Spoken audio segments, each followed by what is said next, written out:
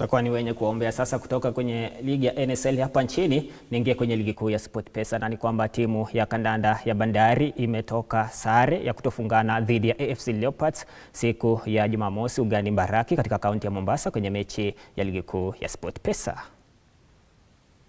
Kupata alama 3, lakini hii moja nadhani AFC Leopards wame drop 2 points, sisi tumegain 1 point. Naweza sema 100% nimeridhika na hii point moja, kwa sababu tangia mchezo uanze hadi dakika ya mwisho imekuwa ni AFC Leopards against our keeper.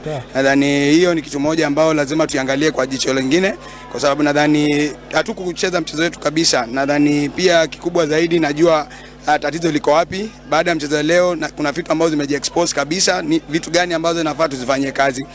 Mchezo umekuwa mzuri licha na ukosefu wa mabao. Nasema at least wachezaji wameonyesha mchezo wa hali ya juu. Tutazidi kufunga, lakini leo siwezi walaumu Jumura amejaribu, lakini kipa pia naweza sema kipa Bandari amekuwa man of the match, sababu ukiangalia zile save ameka amefanya kazi.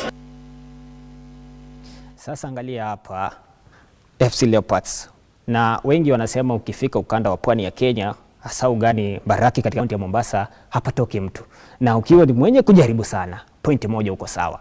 Mimi naona FC ni kama walishinda tu.